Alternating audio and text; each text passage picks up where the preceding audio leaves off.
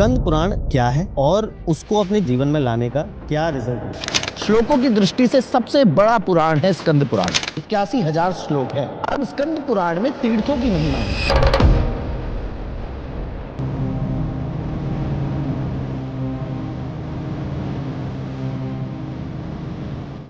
कई लोग तो खाटू श्याम जी को राहु से डिनोट करने लग गए कि वहां पर भी सिर की पूजा होती है और यहाँ पर भी सिर को ही माना जाता है। बहुत सारे ज्योतिषाचार्य पॉडकास्ट कर रहे हैं तो वो सीधे रिलेट कर देते हैं कि आप खाटू श्याम जी की पूजा करो, वो राहु है। बिल्कुल नहीं। स्कंद पुराण में तो बाबा के लिए एक स्तोत्र भी है। और अच्छा। स्तोत्र किसका होता है? देवी देवताओं का होता है।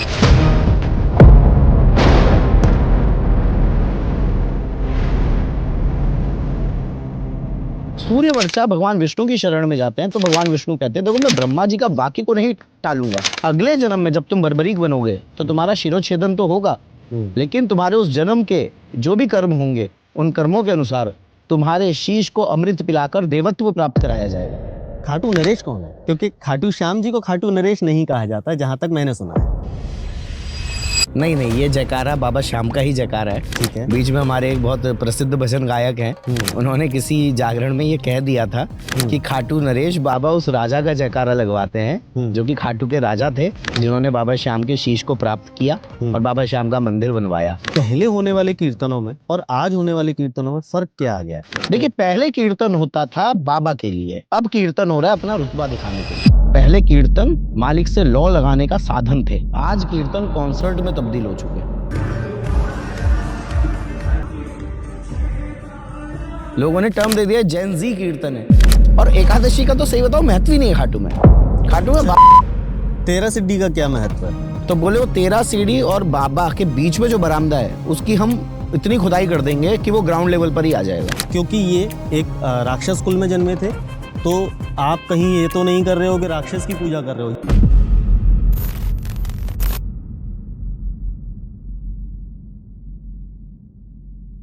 मिलेगी मंजिल उसे जिसे शाम का सहारा है, भंवर में फंसी कश्ती को वही एक किनारा है।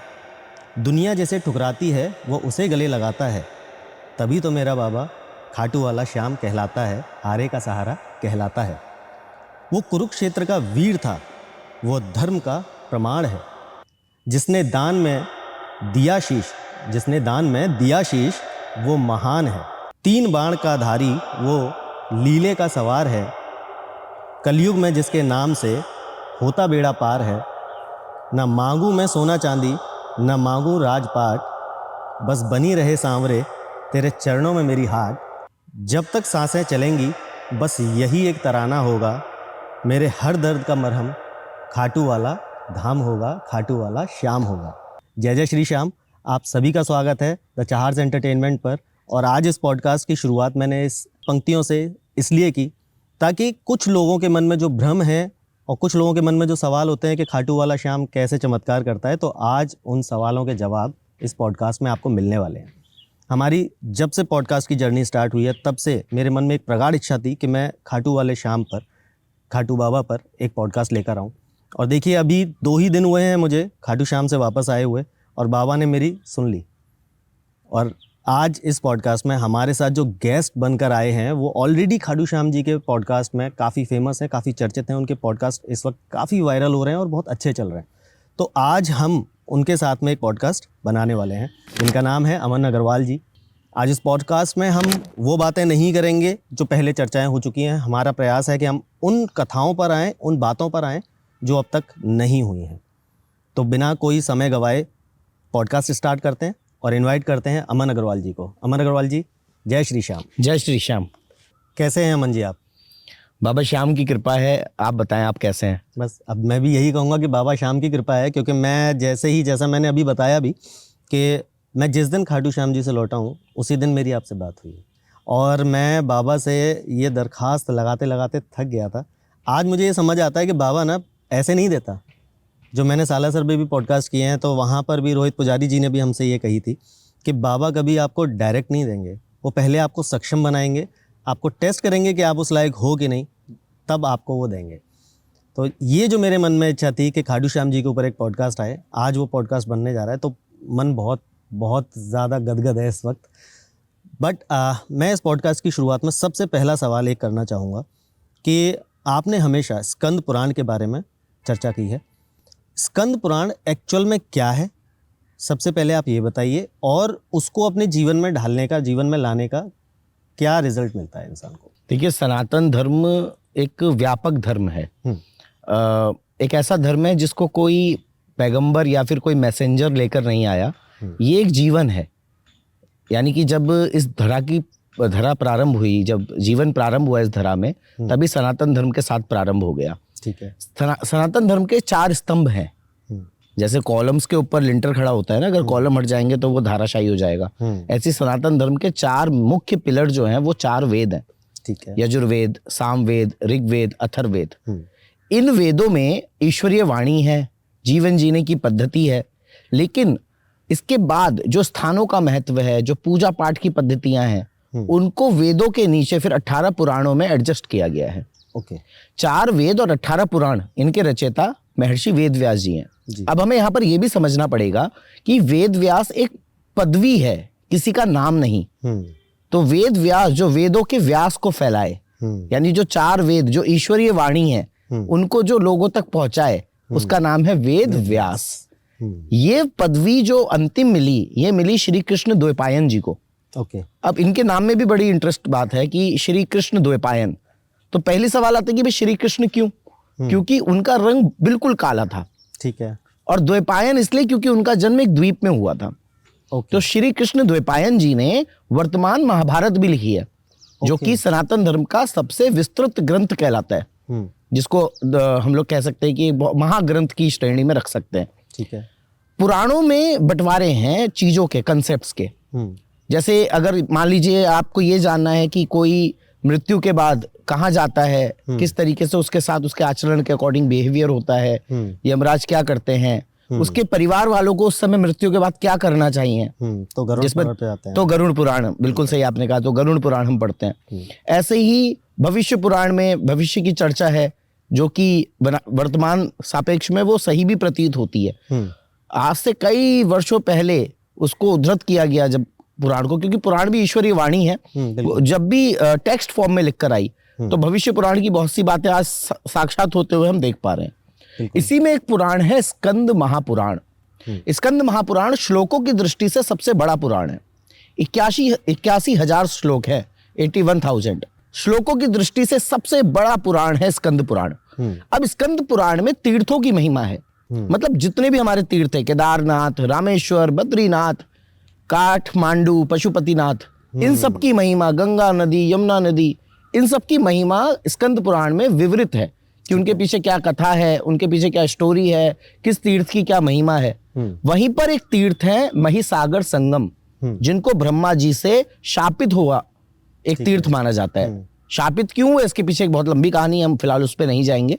लेकिन ब्रह्मा जी और उनके बेटे धर्म ने महिसागर संगम तीर्थ को गुमशुदा तीर्थ की कैटेगरी में डलवा दिया। अच्छा। इसका मतलब है कि वो तीर्थ की महिमा कोई जान नहीं पाएगा।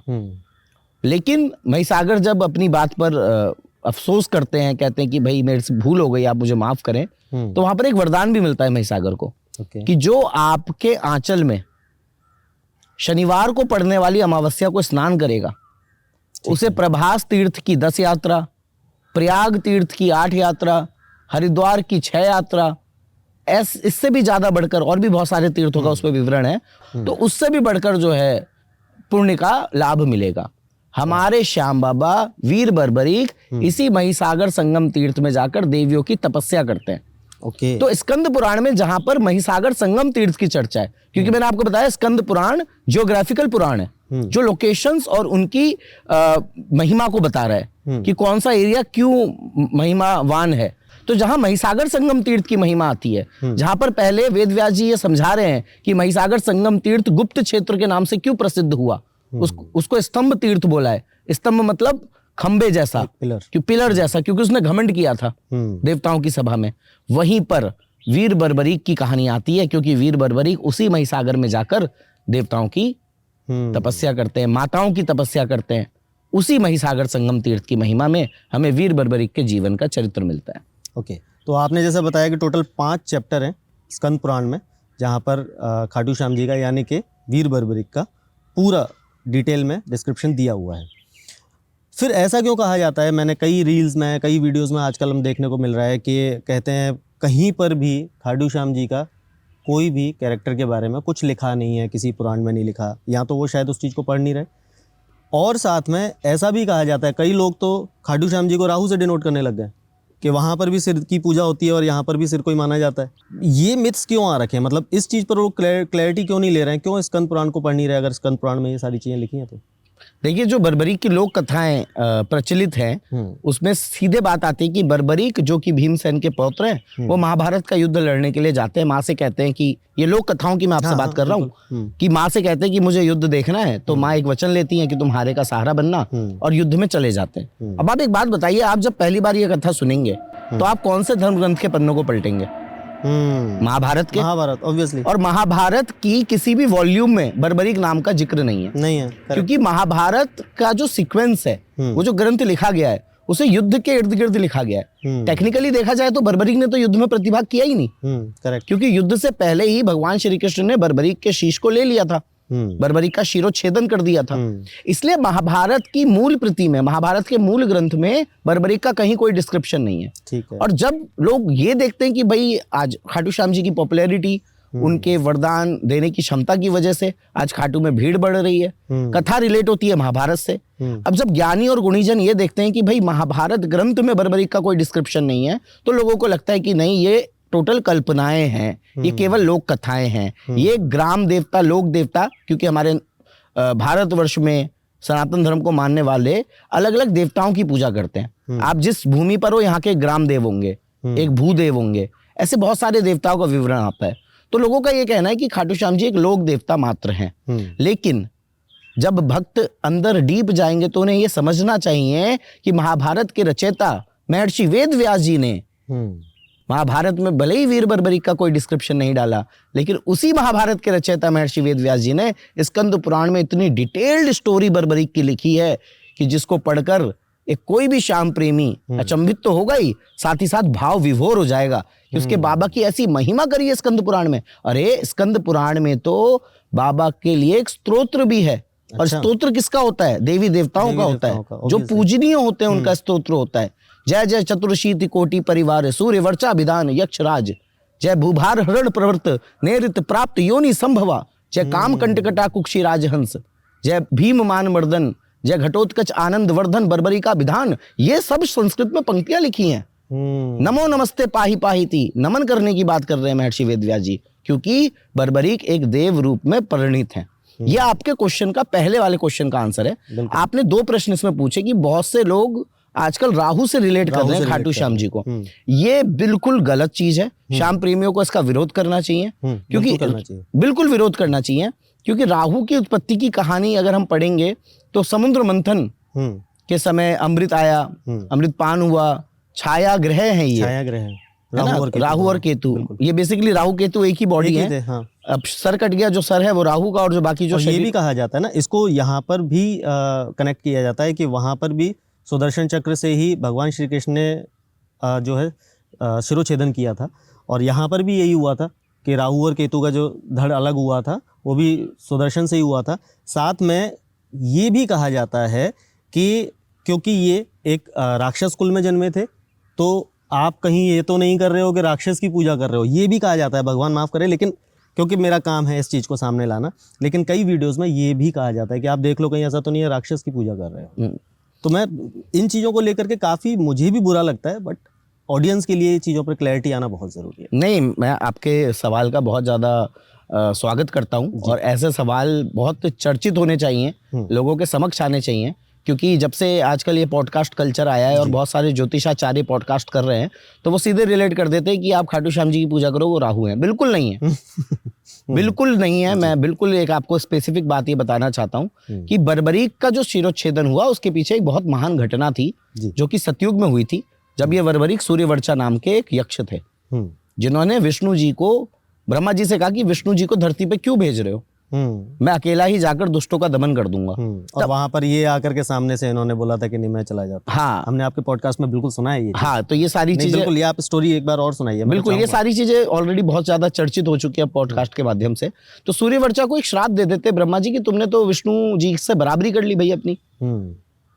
तो अगले जन्म में विष्णु का ही अवतार जो तुम्हारा अगला जन्म होगा तुम्हारा वध करेगा। अब ब्रह्म वाक्य है, ये एक प्रोवर्ब भी है, एक मुहावरा भी है कि ब्रह्म वाक्य कभी मिथ्या नहीं होता। ब्रह्मा जी ने जो कह दिया वो सत्य है। बट सूर्यवर्चा की गलती तो नहीं थी ना। सूर्यवर्चा तो ये चाहते थे कि भगवान जो है वो क्षीर सागर में आराम करें।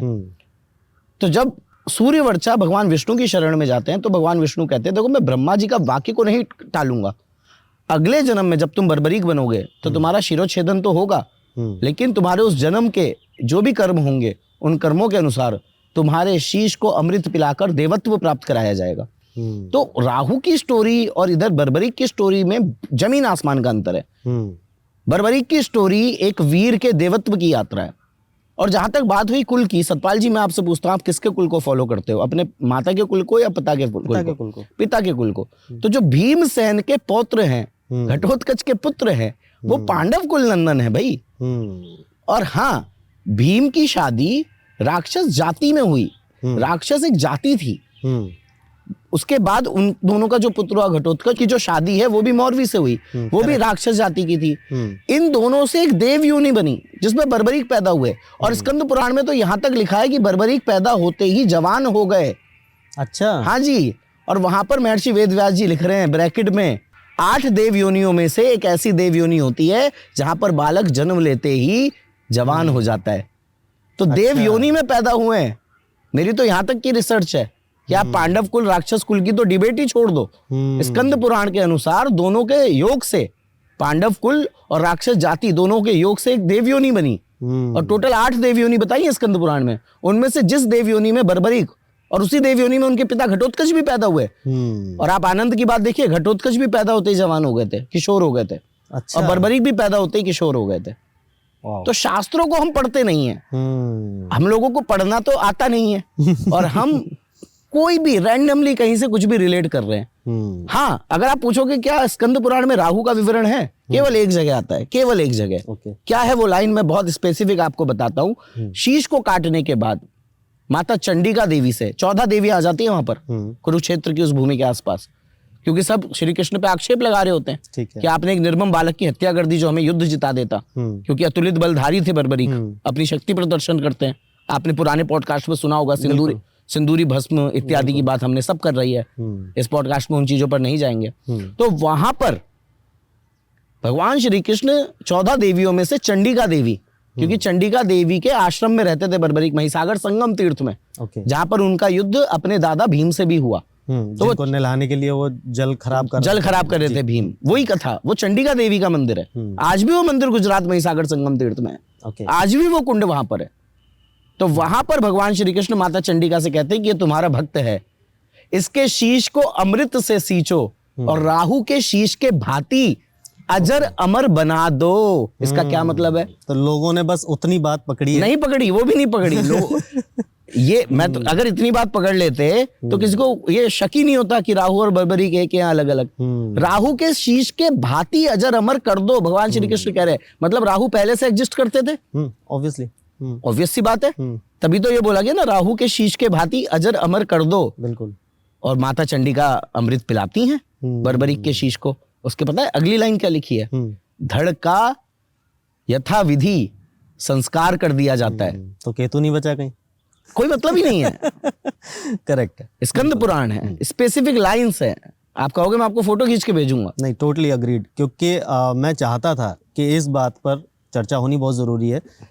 कुछ भी कह दिया जाता है जिसको लेकर के आज लोग बहुत जल्दी फॉलो करते हैं, क्योंकि पढ़ना कोई नहीं चाहता। शॉर्ट में जो मिल जाएगा ना, आप उसको लेकर के फॉलो कर दोगे। मैं खुद कहता हूँ कि अभी जैसे हम लोग पॉडकास्टिंग की दुनिया में हैं, हम लोग पॉडकास्ट करते हैं, कितने लोग हैं जो पॉडकास्ट को पूरा देखते हैं? तो लोगों को लगता है कि ठीक है, इसको तो रील फॉर्मेट में देख लेंगे, थोड़े दिन बाद इसकी रील निकल के आ जाएंगी। ठीक है, कहीं ना कहीं हमने भी गलती की कि हम उसको रील में लेकर के आ गए। हमारे हिसाब से उसको पूरा ही रहने देना चाहिए ताकि लोगों तक वो चीज़ उस तरीके से पहुंचे। There is nothing scripted. जो चल रहा है वो एक्चुअल है।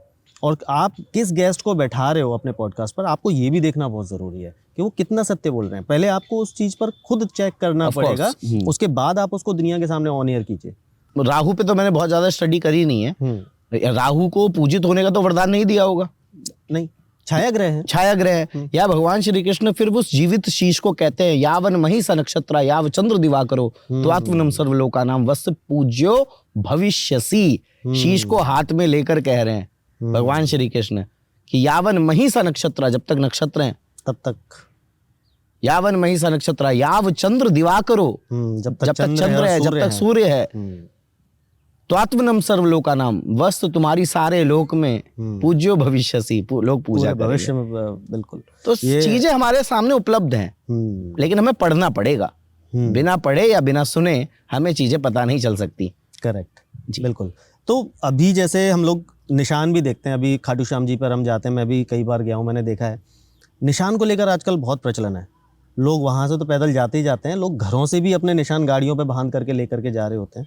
निशान को बांधने का, निशान को बाबा तक ले जाने का आगे की कहानी वो एक अलग चीज़ है कि हम वहाँ जाते हैं, अपने निशान की हमें कैसे रक्षा करनी है और किस तरीके से उसको घर लाना है, वो भी हमने जाना है।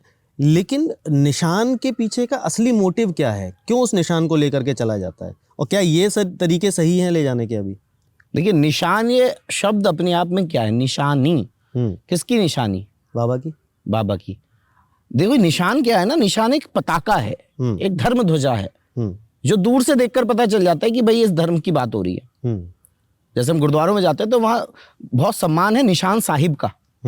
आप कभी भी किसी भी गुरुद्वारे में अगर गुरु ग्रंथ साहिब जी के आगे मत्था टेकने जाएंगे तो आप वहां पर देखेंगे एक निशान साहिब होंगे, जो कि शिखर से, गुरुद्वारे के शिखर से भी उच्च होंगे, दूर से दिखते निशान साहिब, और हम नतमस्तक हो जाते हैं।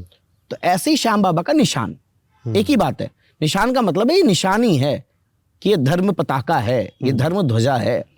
अब ये अर्पण करना राजस्थान के मंदिरों की परंपरा है। ठीक है, मैं आपको बहुत स्पेसिफिक बताता हूँ। जैसे छत्र चढ़ाया जाता है, जैसे छत्र चढ़ाया जाता है, लोगों में झंडा चढ़ाया जाता है, तो झंडा यानी कि निशानी होता है। हाँ, माता के मंदिर में भी बिल्कुल ध्वजा चढ़ाई जाती है, बट राजस्थान के मंदिरों में ये परंपरा है। ठीक है, इसको निशान यात्रा कहा जाता है। इसके मोटिव होते हैं, इधर आप कुछ मांगना चाहते हैं और आपको कुछ मिल गया है तो आप ग्रेटिट्यूड यानी कि धन्यवाद करना चाहते हैं ईश्वर का। ठीक है, ये फैशन नहीं है। ठीक है। अभी क्या हो रहा है, ये बातें तो हम पहले भी बहुत बार बोल चुके हैं और सुन भी चुके हैं। हमें जिस चीज को समझना है वो ये है कि जब लोग खाटू धाम पहुंच रहे हैं बिना किसी को सुने, बिना जाने, बहुत से लोग तो इनको भगवान श्री कृष्ण का मंदिर मानकर जाते हैं, और खाटू जाने वाला 70% मैं कहूंगा व्यक्ति अभी भी उसको पता नहीं है कि बर्बरीक की कथा है और ये कथा है, नहीं पता। वो भगवान श्री कृष्ण का एक मंदिर समझकर जाते हैं। खैर, तो वो क्या कर रहे हैं, जैसे स्टेशन में ट्रेन से उतरे, निशान की दुकानें हैं रिंगस, क्योंकि स्टेशन रिंगस ही है, तो रिंगस जंक्शन से बाहर आए, निशान की दुकान है, वो लोग आवाज लगाते हैं निशान ले लीजिए, बाबा को चढ़ा दीजिए। तो वहीं पर वो खरीदते हैं, उसको डंडे में डालते हैं, कंधे पे ऐसे लगाते हैं और चल देते हैं। नहीं, ये तो एक पूरी प्रथा है, ये पूरा एक रिवाज है। निशान यात्रा एक ऐसी यात्रा है जो पिछले 310 साल तो ऑन रिकॉर्ड खाटू में रजिस्टर्ड है। सूरजगढ़ का निशान 310 सालों से चढ़ रहा है शिखरबंद पे। शिखरबंद मतलब बाबा के जो शिखर है, जहाँ बाबा का मंदिर है, उसके ऊपर जो गुंबद है उसके ऊपर चढ़ रहा है। तो ये एक प्रथा है, एक रिवाज है। सूरजगढ़ का निशान तो एक हफ्ते पहले चल देता है, जहाँ पर उस निशान को रखा जाता है, वहाँ रोज शाम को आरती होती है, भजन कीर्तन होते हैं। तो अगर कोई भी प्रेमी बाबा का निशान लेकर जाना चाहते हैं तो उनको पहले निशान के नियम जानने पड़ेंगे। तो पहले तो मोटिव क्या है कि क्या आप कोई वरदान प्राप्ति के लिए, और वैसे मैं आपको बता दूं वरदान प्राप्ति भी के लिए निशान नहीं, सबसे ज्यादा निशान तो thank you as a gratitude ही उठाया जाता है। करेक्ट। तो निशान को लिया जाता है, एक परिवार 2 निशान होते हैं, एक श्याम बाबा का, एक हनुमान जी का। एक परिवार का एक निशान श्याम बाबा का केवल। अगर 10 लोग भी हैं, 20 लोग भी हैं, एक निशान हो, उसकी गरिमा का क्योंकि ध्यान रखना है, तो वो ट्रांसफर किया जा सकता है, मर्यादा होती है उसकी। तो पहले निशान को प्रतिष्ठित किया जाता है, उसका पूजन कराया जाता है। तो पूजन कराने के लिए वहां पर निशान भवन है खाटू में एक, ठीक है, या रिंगस श्याम मंदिर, वहां पर आप निशान को ले जाएं, उसको रखें, गंगा जल से जगह को साफ स्वच्छ करें, उसके बाद अपनी इस वाली उंगली से निशान पर सतिया, स्वास्तिक, और हमारे में राजस्थान में छाबड़ी कहते हैं, वो सूरज बनता है इस तरीके से। वो ये 2 फॉर्च्यून लाने वाले सिंबल्स हो गए, है ना, उनको निरूपित किया जाता है। उसके बाद इत्र लगाया जाता है निशान पर, माला पहनाई जाती है निशान को, पूरी पूजा हो रही है, ठीक है। और फिर बाबा श्याम और हनुमान जी की आरती, और उसके बाद निशान को फिर धारण कराया जाता है। अब निशान को पकड़ा नहीं जाता ऐसे हाथ में, उसका भी तरीका उसका है। भी एक तरीका है। कमर में निवाड़ में लोहे की कटोरी और लोहे की कटोरी में रखकर निशान, हाथ में थाम लो डोरी। वो इस तरीके से पकड़ के जाते हैं। हाँ, तो इंसान का ये हाथ फ्री होता है और केवल डोरी से वो पूरा निशान, और बहुत बहुत लंबे लंबे निशान चलते हैं। और रास्ते में कहीं पर अगर आपको कहीं लघु शंका वगैरह है और आपको रेस्ट करना है तो आप निशान जमीन पे नहीं रखते हैं। आप या तो निशान को किसी अपने सहयात्री को दे दे, या फिर जहां पर भंडारे चल रहे हैं, इत्यादि चल रहे हैं, जहां पर व्यवस्थाएं हैं रिंगस से खाटू की बीच में, वहां पर एक निशान स्थल होते हैं जहां पर आप निशान को रख सकते हैं। लेकिन फिर भी अभी अगर जैसे निशान लेकर के भी जाते हैं, मैं तो इस चीज़ को भी देखता हूँ कि लोग कितनी दूर से गाड़ियों में बांध करके ले जा रहे होते हैं निशान को, बट वो मुझे जहाँ तक लगता है सही तरीका नहीं है। सॉरी, लेकिन मुझे इसलिए ये सही नहीं लगता है कि अगर आप उस पर्पस से जा रहे हो तो आपको बीच में कहीं गाड़ी रोक करके ना तो खाना खाना चाहिए, ना ही आपको किसी और नित्य कर्म के लिए जाना चाहिए, और अगर कर भी रहे हो तो आपको स्नान करके दोबारा अपनी यात्रा स्टार्ट करनी चाहिए, क्योंकि इन चीज़ों के नियम बहुत हैं। दूसरी चीज़ कि जो कल्चर जहाँ का है, अगर आप उसको अपनाना चाहते हो तो पहले उस कल्चर को जानो, उसके बाद उसको आप अपनाओ। क्योंकि हम अभी बहुत चीज़ें ऐसी होते हुए देखते हैं, फॉर एग्ज़ाम्पल कि जैसे माता रानी के अभी जब नवरात्रे आते हैं तो माता रानी का पंडाल लगाए जाते हैं, ठीक है, फिर उनका विसर्जन किया जाता है। एक्चुअल में ये नॉर्थ का कल्चर नहीं था, ये बंगाल से आया, ठीक है। सेम हम देखते हैं गणेश जी का, और उस टाइम पर भी सेम ही होता है, जबकि ये महाराष्ट्र का कल्चर था, हमने इसको अडॉप्ट किया।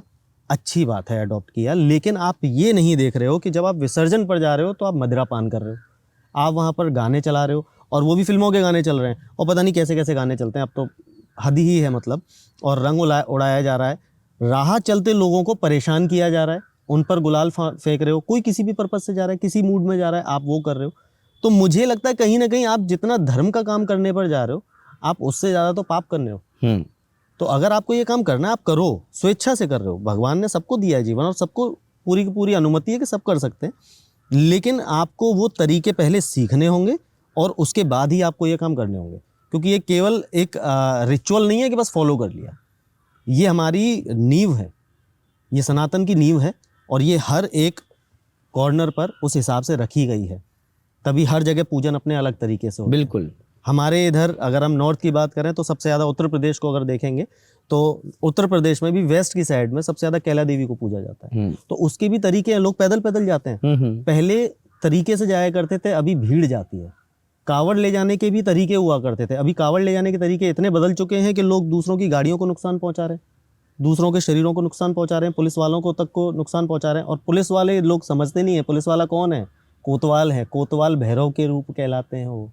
तो लोगों को ये नहीं पता, नहीं तो मेहंदीपुर बालाजी जा करके देखें कोतवाल भैरव क्या होता है। बिल्कुल। तो एक्चुअल में मेरा कहना ये था कि जब भी ये निशान का जो प्रोसेस है, इसको पहले समझना चाहिए, क्योंकि मेरा भी बड़ी मन में इच्छा है, लेकिन मैं उस समय निशान उठाऊंगा जिस समय उसको उठाने का, उसका भार अपने कंधे पे लेने का मेरे अंदर बीड़ा होगा। उससे पहले मैं नहीं उठाऊंगा, क्योंकि 10 किलोमीटर या 20 किलोमीटर में ना तो मुझे टॉयलेट आ सकता है, ना वॉशरूम जाने की इच्छा हो सकती है, पानी पीने की इच्छा हो सकती है, बट पानी पीने में कोई दिक्कत नहीं। लेकिन मुझे भूख नहीं लगती 10-15 किलोमीटर के लिए। तो ये सारे नियम फॉलो करके होते हैं। जब निशान चलता है या हम खाटू श्याम जी पे जाते हैं तो एक जयकारा लगाया जाता है, खाटू नरेश की जय। खाटू नरेश कौन है? क्योंकि खाटू श्याम जी को खाटू नरेश नहीं कहा जाता, जहाँ तक मैंने सुना है, बट एक्चुअल में क्या कथा है, जरा इसके बारे में बताएं आप। नहीं, ये जयकारा बाबा श्याम का ही जयकारा है। ठीक है। बीच में हमारे एक बहुत प्रसिद्ध भजन गायक हैं, उन्होंने किसी जागरण में ये कह दिया था कि खाटू नरेश बाबा उस राजा का जयकारा लगवाते हैं जो कि खाटू के राजा थे, जिन्होंने बाबा श्याम के शीश को प्राप्त किया और बाबा श्याम का मंदिर बनवाया। बट ऐसा नहीं है, दरअसल जिस स्थान में हम जाते हैं उस स्थान की महिमा होती है। मैं आपको एग्जाम्पल देता हूँ। ठीक है। आप जब महादेव जाते हैं, नीलकंठ जाते हैं, तो आप स्थान का नाम लगाते हैं, नीलकंठ महादेव की जय। आप जब बाके बिहारी जाते हैं तो आप क्या बोलते हैं? वृंदावन बाके बिहारी लाल की जय। आप हम इस समय खटीमा में बैठे हैं, तो हमारे थोड़ा उत्तर हम जाएंगे तो पूर्णागिरी माता का स्थान है। बिल्कुल। तो वहां पर एक जयकारा लग जाता है, टनकपुर वाली देवी की जय। तो ये स्थानों की महिमा बैठ जाती है। अब आप देखिए ना, जब आप विश्वनाथ जी का दर्शन करने जाएंगे यूपी में, तो वहां विश्वनाथ नहीं बोलते हैं, काशी विश्वनाथ की जय। स्थान की महिमा बढ़ जाती है, क्योंकि उस स्थान को उस देव विभूति ने अभिष्ट कर दिया। ओके। तो हो क्या रहा है ना, जिसको जो समझ में आ रहा है वो बोल दे रहा है, और सोशल मीडिया में लोग उसको शेयर कर दे रहे हैं। बिल्कुल। सबसे ज्यादा दिक्कत यहीं पर आई। तो एक हमारे बहुत प्रसिद्ध भजन गायक हैं, पॉडकास्ट सुनने वाले समझ भी रहे होंगे मैं किन की बात कर रहा हूँ। बट मैं नाम नहीं लूंगा डायरेक्टली, बट उन्होंने ये बात कह दी थी कि देखो बाबा श्याम ने उस राजा का जयकारा लगवाया, अपना नहीं लगवाया। मतलब बाबा श्याम ने ऐसी महिमा बनवा दी कि लोग जाकर कहते हैं खाटू नरेश की जय। तो जब आप कह रहे हो खाटू नरेश की जय तो आप राजा का जयकारा लगा रहे हो, बट ऐसा नहीं है। नरेश मतलब नरेश वही है, खाटू के नरेश वही हैं, खाटू के नरेश बाबा श्याम ही हैं। और वो खाटू एक छोटा सा रिप्रेजेंटेशन है, एक्चुअल में तो वो पूरी दुनिया के राजा बनकर बैठे एक्चुअली हुए हैं। राजा भी वही होता है ना जो पालनहार होता है, बिल्कुल। और खाटू के पालनहार तो खुद खाटू श्याम जी हैं। और अब देखिए ना, सनातन धर्म में पालनहार किसको माना गया है? विष्णु को। और खाटू में बाबा की पूजा विष्णु रूप में। तो ये थोड़ा सा कंसेप्ट है कि खाटू नरेश किसी राजा का, वो बाबा का स्पेसिफिक बाबा का जयकार है। आप जब जब खाटू नरेश बोले तो आपके मन में उस शीश के दर्शन होने चाहिए जो खाटू में विराजित है। ओके, एक श्याम जगत पर भी बहुत सारी चर्चाएं होती हैं, लेकिन आज तक मैंने ये चर्चा कभी नहीं सुनी, पर मैं आपके मुख से सुनना चाहूँगा कि श्याम जगत के स्टार्टर कौन है?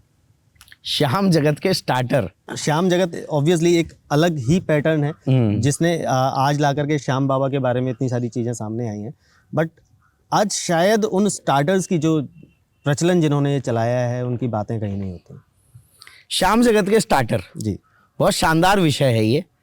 इस विषय से रिलेट करेंगे वो सब भजन सिंगर्स जो अभी थोड़े कम पॉपुलर हैं। ओके, तो उन भजन सिंगर्स का मन करता है कि भाई बाबा के बड़े बड़े कीर्तन होते हैं और उत्सव होते हैं, तो हम जाएं और बाबा के उत्सव में हाजिरी लगाएं। ठीक है। अब देखिए, श्याम जगत में कीर्तन प्रारंभ करने के एक नियम है। नियम क्या है? जैसे आपको कीर्तन प्रारंभ करना है तो पहले तो बाबा की ज्योत का आह्वान होगा। वहां पर डायरेक्टली माचिस से ज्योत नहीं जलती है, घी के माध्यम से एक खूब सिके हुए कंडे पर, जिसको उपला कहते हैं हम लोग, और वैसे अगर मैं और टेक्निकल शब्द आपको बता दूं तो उसको हम वही सुंदर कहते हैं। तो वही सुंदर है, आप बिल्कुल तेज आंच पे सिका हुआ है, रेड रेड उसमें दिख रहा है सब कुछ, मतलब पूरा ज्वाला आ चुकी है, बट फ्लेम नहीं आया। उसके दूर एक दिया रखा जाता है और ऊपर से घी की धार डाली जाती है, तो एकदम से ज्योत प्रकट होती है। ओके, तो जैसी ज्योत प्रकट होती है तो हम कहते हैं भाई खाटू नरेश की जय, श्याम प्यारे की जय, बाबा अवतरित हो गए, बाबा आ गए ज्योत पे, अब कीर्तन प्रारंभ करो। अब कीर्तन प्रारंभ करेंगे तो सबसे पहले किसका भजन गाएंगे आप? गणेश जी का। गणेश जी का। हालांकि कहीं कहीं गुरु वंदनाओं की भी परंपरा है, बट खाटू श्याम जी का जो एग्जैक्ट कीर्तन फॉर्मेट है वो ये है कि ज्योत आकर आप गणेश जी का भजन गाएं, क्योंकि उनको सभी देवों में प्रथम पूजने का आशीर्वाद प्राप्त है। उसके बाद हनुमान जी का, क्योंकि श्याम बाबा से पहले हनुमान जी द्योड़ी पर बैठे हैं, सिंह पोल के हनुमान जी खाटू में। बिल्कुल, उनका एक भजन भी आना चाहता हूँ। हाँ, उस पर भी हम आएंगे। बिल्कुल, उन हनुमान जी का भजन गाया जाता है और फिर बारी आती है श्याम बाबा के भजन की। अब बाबा जब देता है तो फिर बम्पर देता है। तो आज श्याम जगत में आप जान रहे हो कि 8-8, 7-7 लाख कलाकार पेमेंट ले रहे हैं 3 घंटे की, कोई 2 लाख, कोई 2.5 लाख। अब ये प्रेमी जो हैं, ये जो बाबा के कृपा पात्र है, ये कहते हैं कि हम गणेश वंदना, हनुमान वंदना नहीं गाएंगे। अच्छा, जी हाँ। पर ऐसा क्यों? क्योंकि उस समय पब्लिक आ रही है। अच्छा, तो ठीक है। अब कीर्तन क्या है, ये एक बहुत अलग विषय है। हम कीर्तन अब बाबा के लिए नहीं करा रहे हैं। इस समय मैं आपको इतनी बेसिक बातें, इतना डीप जाएंगे इस चर्चा में कि आपको भी सुनकर लगेगा कि ये चर्चा पहले क्यों नहीं हो गई, क्योंकि ये बहुत शानदार चर्चा है। मैं आपको बताता हूँ। तो अब क्या होगा भाई, सपोज करो आपने एक बहुत पॉपुलर सिंगर को बुला लिया, हम डायरेक्ट किसी का नाम नहीं लेंगे, ठीक है। आप चाहते हो कि जब वो एंटर करें तो पब्लिक हो, श्रोता हो, उससे पहले गणेश वंदना, हनुमान वंदना या श्याम बाबा के 1-2 भजन के लिए आप किसको बुलाते हैं? लोकल के किसी सिंगर को बुलाया जाता है। ठीक है। उसको नाम दीजिए श्याम जगत के स्टार्टर, क्योंकि वो कीर्तन स्टार्ट करवाने आ रहे हैं। अब ये जो लोकल का सिंगर आता है, ये बाबूजी फोन करते हैं शाम को 6 बजे 7 बजे, हाँ कीर्तन आयोजकों को, बाबूजी कहाँ आना है? बोले कहाँ आना है? सीधे पंडाल में आ जाओ। मतलब जिसको आप 5-6 लाख रुपए देकर बुला रहे हो, उसको तो आप होटल में कमरा दे रहे हो, उसका तो खाना भी कमरे में पहुंच रहा है, और जो आपके यहाँ बिल्कुल निशुल्क सेवा करने आ रहा है, उसको आप कह रहे हो कि भाई सीधे पंडाल पे आ जाओ। तो ये जो मुंह देखकर कीर्तन वाली परंपराएं चालू हो गई है ना, कि स्टेटस देखकर लोगों को ट्रीट किया जा रहा है, तो इससे बाबा बहुत ज्यादा खफा हो रहे होंगे, क्योंकि वो तो, क्योंकि लोगों के बीच में तो बाबा हारे के सहारा के रूप में प्रचलित है ना। बिल्कुल। अब जो पहले से जीते हुए हैं, जिनके पास सारे सुख साधन है, आप उनके आगे पीछे घूम रहे हो। अब जो ये व्यक्ति आया जिसको हमने स्टार्टर कहा, ये बड़ी मुश्किल से 50-60 किलोमीटर बाइक चलाकर, अब आप दिल्ली का एग्जांपल ले लीजिए, गाजियाबाद से एक स्टार्टर आया और उसको कीर्तन करना है हौज खास में, तो 15-20 किलोमीटर की दूरी है, वो बाइक से कवर कर रहा है बेचारा, पीछे कोरस में भी बंदे को बैठा के ला रहा है। उसके बाद वो वहां पर पहुंचा, उससे कोई भोजन पूछने वाला नहीं है, वो डरते डरते कहता है कि बाबूजी भोजन कहाँ है? तो कहते हैं ये लो टोकन, वहां पर पंडाल है, क्योंकि दिल्ली में टोकन सिस्टम चल रहा है पूरा। ठीक है। इस टोकन को दिखाना, अंदर चले जाना। अब वो लाइन में लगकर अभी इसको प्रोग्राम भी कर रहे हैं। अरे थोड़ी तो इज्जत दे दो उसे, जो इतनी दूर से आपके कीर्तन को स्टार्ट कराने के लिए आ रहा है, जो कीर्तन का स्टार्टर है, जैसा आपने बोला। तो वो बेचारा लाइन में लगेगा, भोजन लेगा, उसके बाद स्टेज पे आए, गणेश वंदना गाई, हनुमान वंदना गाई।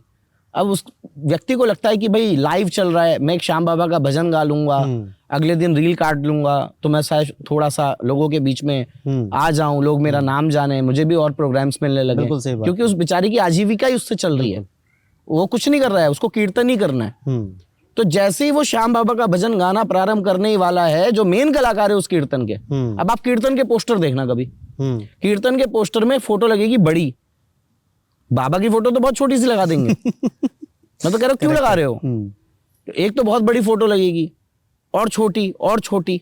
मैंने बहुत बार ऑब्जर्व किया, जिसको 8 लाख दे रहे हो उसकी फोटो सबसे बड़ी, और जो उस 8 लाख को और तुमको देने वाला है उसकी छुट्टी है, उसकी तो दिख ही नहीं रही है। और फिर जो 2 लाख में कलाकार आ रहा है उसकी थोड़ी छोटी, 50,000 वाले की और छोटी, और स्टार्टर की तो फोटो ही नहीं है। ये भेदभाव क्यों भक्ति जगत में? नहीं, ये नहीं होना चाहिए। अब वो जैसे ही श्याम बाबा का भजन गाना, ये बड़ी इंटरेस्टिंग चीज है, इससे बहुत लोग रिलेट करेंगे पॉडकास्ट को सुनने वाले, जितने भी स्टार्टर है, क्योंकि स्टार्टर ही 90% तो स्टार्टर ही है, 10% है जो पॉपुलर हो गए। बिल्कुल। तो जब वो श्याम बाबा का भजन गाना चालू कर रहा है, तिरछी आंख से क्या देखता है, मेन कलाकार की एंट्री हो रही है। अब मेन कलाकार की एंट्री कैसे हो रही है? काले कपड़ों में, पैर में जूते, राइट और लेफ्ट हैंड पे मेन कलाकार के बाउंसर चल रहे हैं। क्यों भाई? क्या जरूरत है? क्या जरूरत है? आप कीर्तन में आ रहे हैं, कुश्ती लड़वाने के लिए ला रहे हैं, या कोई पॉलिटिकल रैली चल रही है? ये बहुत ज्यादा विचारणीय चीजें हैं। अब कलाकारों से पूछो बाउंसर क्यों करे, हमने तो थोड़ा किया, मंडल वालों ने करके दिए, हम ले आए। अरे तो आप मना भी तो कर सकते हो। बिल्कुल। कि मैं भक्तों के बीच में जा रहा हूँ, अपने देवता के दरबार में जा रहा हूँ, बाउंसर की क्या नीड है? तो जब कीर्तनों में बाउंसर्स आ गए, वो कीर्तन कहाँ रह गए? वो तो कॉन्सर्ट बन गए। सही, सारा कंसेप्ट अलग है। अच्छा, ये बेचारा जो स्टार्टर है, तिरछी आंखों से देख रहा है कि अब वो कलाकार आ रहे हैं, आधा अधूरा भजन फटाफट राग लपेट लगा के कि जल्दी जल्दी मुझे निपटाना है। अब एक इंसान का ध्यान है कि मेरे को माइक हटाना है और मुझे भजन भी गाना है, तो भजन में वो नहीं रम पाएगा, क्योंकि भजन तो एक अलग चीज है, जिसको गाते समय आप एक अलग दूसरे लोक में पहुंच जाएं, तब भजन में आनंद आता है, तब भजन में रस आता है। अब ये जैसे ही आ गए, मंडल वाले उसके आगे पीछे, वो गा रहे हैं और मंडल वाले आगे पीछे घूम घूम के अभी वो आ गए, इशारेबाजी। तो वो बेचारा कैसे ना कैसे समेट समाट के अपना भजन करके दूसरे कलाकार का नाम अनाउंस करता है। नाम अनाउंस करने के बाद उस कलाकार को मोमेंटो दिया जाता है, स्टार्टर को। बहुत अच्छी बात है, माला पहनाओ, पटका पहनाओ, मोमेंटो दो। अगर वो कलाकार रुक गया ना, वो जो स्टार्टर है वहाँ रुक गया कि ये बड़े सिंगर आए हैं, पॉपुलर है, मेरे को मंच में बैठने का मौका मिल गया इसके साथ, तो मैं 3 घंटे सुनूं, तो पता है 3 घंटे बाद वो देखता है कि इसके लिए तो मोमेंटो का एक अलग साइज का आया है। अच्छा। और मेरे लिए मोमेंटो छोटा था। हालांकि फर्क नहीं पड़ना चाहिए इन सब चीजों से, बट मैं कह रहा हूं कि जिसको आप 8 लाख दे रहे हो उसको तो मोमेंटो दो ही मत। हाँ, फर्क तो किसी को भी नहीं पड़ना चाहिए। फिर इसको कम से कम तो दो, जो आपके यहाँ इतनी दूर से आ रहे हैं। ऑब्वियसली। फिर ये व्यक्ति नीचे उतरेगा मंच से, फिर ये ढूंढेगा आयोजक को जिसका फोन आया था कि बेटा आ जाना, गणेश वंदना हनुमान वंदना करनी है। क्यों? इसको लालच है कि भाई मेरे जो तेल लगाए कम से कम उतने पैसे तो मिल जाए, पेट्रोल के तो पैसे मिल जाए। करेक्ट। फिर ढूंढेगा, परेशान होगा, इधर उधर भटकेगा, कॉल करेगा, कॉल में आवाज तो आएगी नहीं, क्योंकि चारों तरफ इतना तेज साउंड चल रहा है। बड़ी मुश्किल से आयोजक मिलेगा, तो कहेगा बाबूजी मैं जा रहा हूँ। अच्छा बेटा जा रहे हो, इधर आओ, प्रसाद की थैली पकड़ाओगे, अच्छा जय श्री श्याम। ओके। फिर ये बेचारा डरते डरते कहेगा बाबूजी थोड़ा वो कोरस वाला आया था और पेट्रोल के पैसे थे, तो 1100 या 2100 रुपए निकाल कर दे देंगे। आप सोचिए कितना भेदभाव हो रहा है। ये तो गलत किसके दरबार में भेदभाव हो रहा है? जिनके लिए आप कर रहे हो, जिसने हमेशा हारेगा सहारा। हाँ, नहीं, आप जिनको लेकर के आपने इतना बड़ा वो पंडाल लगाया है, दुनिया तक आप उनकी बातें पहुंचाना चाह रहे हो, भजन आप पहुंचाना, ऑब्वियसली भजन संध्या है तो आप भजन पहुंचाना चाह रहे हो, लेकिन वहीं पर पक्षपात होना तो गलत है। वो बहुत तगड़ा पक्षपात। हाँ भाई, आपके मंच में जो आकर बाबा का गुणगान कर रहा है, आपके लिए सब इक्वल होने चाहिए।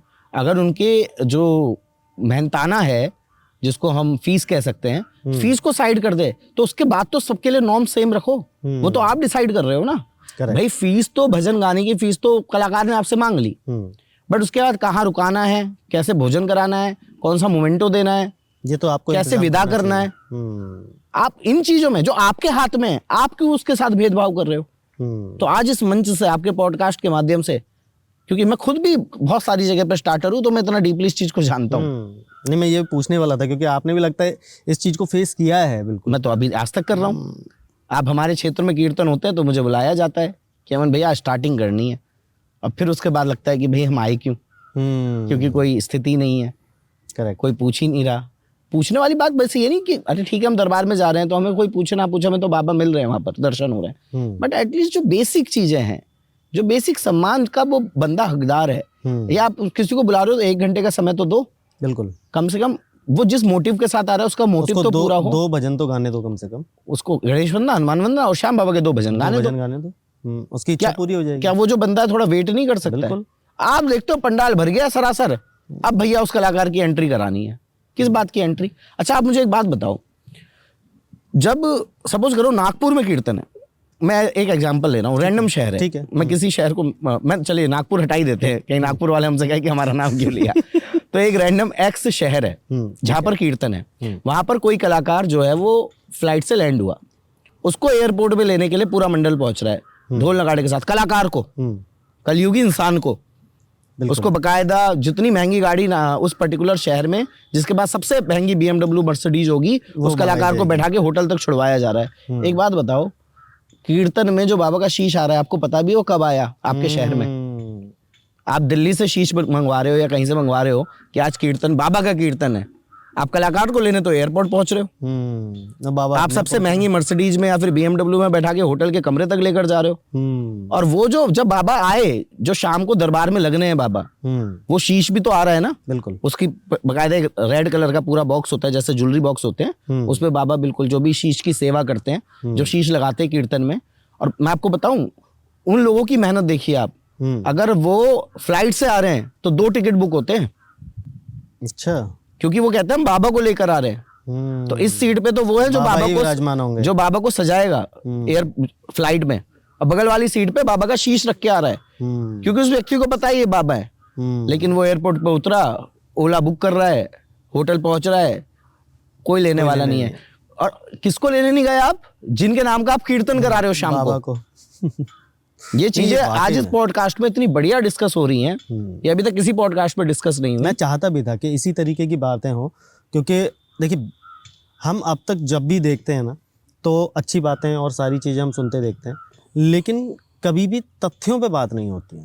तथ्यों पे बात होना बहुत ज़रूरी है कि जब तक तथ्य बाहर नहीं आएंगे, चीज़ें बाहर नहीं आएंगी, तो आने वाला टाइम जो है, ये सारी प्रथाएं ना बिल्कुल ख़त्म हो जाएंगी जो पहले चल रही थी। जैसे मैं प्रथाओं से ही मैं एक सवाल और ला रहा था कि आपने तो कीर्तन अब से नहीं, बहुत पहले से देखें, आप खुद कीर्तन करते हो, तो पहले होने वाले कीर्तनों में और आज होने वाले कीर्तनों में फ़र्क क्या आ गया है? बहुत बहुत बड़ा फ़र्क है भैया। अभी जो मैंने आपको बताया, कीर्तन में बाउंसर का तो कंसेप्ट ही नहीं था। देखिए पहले कीर्तन होता था बाबा के लिए, अब कीर्तन हो रहा है अपना रुतबा दिखाने के लिए। पहले एक शहर में एक मंडल होता था, एक शहर एक मंडल, ठीक है। अब भाई कोई मंडल बनेगा तो जाहिर सी बात है 1-2 व्यक्ति उसको लीड करेंगे ही करेंगे, वरना तो काम नहीं हो पाएगा ना। बिल्कुल सही बात। अब एक जगह कीर्तन हुआ, छोटा सा शहर है, गिने चुने व्यापारी हैं, चंदा देने वाले, आप समझिए, एक कीर्तन हो गया तो 4 लोगों का एक अलग गुट बन जाता है कि अरे उन्होंने कीर्तन कराया, हम भी कराएंगे और इससे बड़ा कराएंगे। यानी कि अब छोटे शहरों की अगर मैं बात बताऊं, एक एग्जांपल मैं अपने शहर खटीमा का ही ले लूं, तो यहाँ पर 10-15 लाख रुपए इकट्ठा करना बहुत बड़ी बात है। करेक्ट। तो बड़ी मुश्किल से 6-7-8-9 लाख रुपए इकट्ठे होकर कीर्तन हुआ, लोगों के सहयोग से हुआ। किसी ने दरबार की सेवा दे दी, किसी ने 51,000 दे दिए, किसी ने 21,000 दे दिए, किसी ने 1 लाख दे दिए, जिसकी जैसी श्रद्धा। साल में एक बार, अब उसी शहर में साल में 2 कीर्तन हो रहे हैं, 3 कीर्तन हो रहे हैं। कीर्तन हो किसके लिए रहा है? कीर्तन तो बाबा के लिए हो रहा है ना। तो लोग आपस में जुड़ क्यों नहीं रहे? उल्टा अलग हो रहे हैं। आज आप छोटे से छोटे शहर में चले जाएं, छोटे से छोटे शहर में बाबा के 2-2 3-3 मंडल बनकर बैठे और सब चाहते हैं कि हम बड़े से बड़ा कीर्तन कराएंगे, हम दुनिया को दिखा देंगे कि हमने कीर्तन कराया। अरे किसको दिखा रहे हो? दुनिया को दिखा देंगे हमने कीर्तन कराया। और मजे की बात है, फिर एक भजन भी बन गया कि कीर्तन कराऊं ऐसा इतिहास रचा दूंगा। तो ये तो एक कंपटीशन चल रहा है भाई कि अच्छा उसने 6 लाख वाला कलाकार लाया, मैं 9 लाख रुपए वाला कलाकार बुलवाऊंगा। उसने 51 फीट का दरबार लगवाया, मैं 101 फीट का दरबार लगवाऊंगा। उसका प्रांगण इतना था, मेरा प्रांगण इतना बनेगा। मेरे कीर्तन में बाहर बाउंसर भी खड़े होंगे। क्यों? उसके प्रसाद में ये इतने डिब्बे आए, मेरे प्रसाद में इतने डिब्बे आएंगे। ये चल रहा है, ये प्रथाएं हैं। तो पहले कीर्तन होते थे भाव भरे, और कीर्तन से भी बढ़िया होते थे पहले अखाड़े। अच्छा, आलू सिंह जी महाराज अखाड़ा लगाते थे। ठीक है। तो आलू सिंह जी महाराज एक ही भजन की लाइन, आप सोचिए, लोग बैठे हैं, एक हॉल है, इधर बाबा की छवि है, जोत जली, और उसके बाद दीनानाथ मेरी बात छानी कौन तेरे से। और वो जब जो कह रहे दीनानाथ मेरी बात, तो लोग लड़ाई कर रहे हैं बाबा से कि दीनानाथ हमारी बात छानी कौनी तेरे से, मतलब तेरे से छुपी नहीं है। और लोग ऐसे अपनी अर्जियां पूरी करवाते थे कीर्तन में। अभी उत्तर प्रदेश का एक शहर है, मैं बिल्कुल नाम नहीं लूंगा किसी भी शहर का क्योंकि लोग पर्सनल हो जाते हैं, तो वहां पर मुझे कीर्तन के लिए बुलाया गया। मैं जब कीर्तन के लिए वहां पर पहुंचा तो मैं देख रहा हूँ कि कीर्तन, बहुत ऊंचा दरबार लगा हुआ है, सामने स्टेज है, मैं ऊपर चढ़ा हूँ, तो मैं देख रहा हूँ जो लोग बैठे हुए हैं आगे कुर्सियों पे बैठे और नीचे जूते चप्पल पहन के बैठे हैं। अच्छा। और मेरी जगह कोई होता, पता नहीं क्या करता क्या नहीं करता। मैंने वहां पर माइक रखा और आयोजकों से कहा कि पहले अगर आपको ये व्यवस्था सही करानी है तो आप कराइए, वरना मैं तो जा रहा हूँ। तो बोले क्या क्या दिक्कत है? तो मैं बोले कि मैंने कहा भाई ये जूते पहनकर यहाँ तक आ रहे हैं, तो कह रहे भाई जोत के इधर तो हमने डिमार्केशन कर दिया ना। मैंने कहा कैसी बात कर रहे हो आप? भाई आप कीर्तन सुनने बैठ रहे हो, कीर्तन सुनने बैठ रहे हो, जूते चप्पल लेके वही उन्हीं के ऊपर बैठ जा रहे हो। तो बोले आयोजकों के शब्द थे, ये तो बाबा का मेला है, ये तो बाबा का मेला है। तो जो कीर्तन का सिनोनिम क्या था पहले? अखाड़ा। अखाड़ा मतलब एक ऐसा स्थान जहां लड़ाई होती है, बट यहाँ अखाड़े का क्या प्राय था कि आप अपने मालिक से लड़ाई कर ले तो तू मेरी बात नहीं मनाएगा, मैं तो हुई तेरे अधीन हूँ। मेरे बाबा अगर तुम मुझे नहीं ये वर दोगे, अगर मेरे बाबा तुम मेरा काम नहीं बनवाओगे तो कौन बनवाएगा? तो जो कीर्तन एक अखाड़ा, एक बहुत ही शानदार शब्द इंट्रोड्यूस हुआ था, उसको मेला बना दिया गया कि कीर्तन तो मेला है। तो मेला है तो नुमाइश है, नुमाइश लगी है भाई, जाओ और जाकर रंग देखो, कितनी अच्छी लाइटिंग हुई है, अपनी पसंद से जो लेना लेके आ जाओ फिर। हाँ, मेरे बहुत सारे मित्र हैं, वो कहते हैं, मैंने उनको कीर्तन में, मैंने उनको बोला, मैंने कहा जब भी आप कीर्तन में जाते हो आप पीछे क्यों खड़े होते हो, आप आगे जाकर बैठो। तो उन्होंने फिर क्या करा, आगे जाकर दर्शन वर्शन करके मेरे मित्रों ने बैठना चालू किया। अब वो कहते हैं अरे यार, अमन आगे बैठकर कीर्तन सुनने में तो एक अलग ही सिस्टम लगता है। जब हम बाहर खड़े होते हैं आउटर में तो हमें तो हो हल्ला लग रहा है, जब हम बैठकर भजनों को सुन रहे हैं, उनके शब्दों को सुन रहे हैं, क्योंकि श्याम जगत के मैक्सिमम कलाकार भजनों को समझाकर, श्याम जगत के मैक्सिमम कलाकार भजनों के भाव को भक्तों को बताते हुए बाबा से जोड़ने का काम करते हैं। ये डिस्को कल्चर कुछ लोग ले आए हैं, ठीक है, लेकिन ये डिस्को कल्चर बहुत ज्यादा, आपने परंपराओं की बात करी ना, तो पहले कीर्तन मालिक से लौ लगाने का साधन थे, आज कीर्तन कॉन्सर्ट में तब्दील हो चुके हैं। और अभी जनवरी आते ही एक कीर्तन हुआ है, अरे मैं आपको उसकी वीडियो भेजूंगा, आप जरूर यहाँ पर लगाइएगा इसी चर्चा के समय।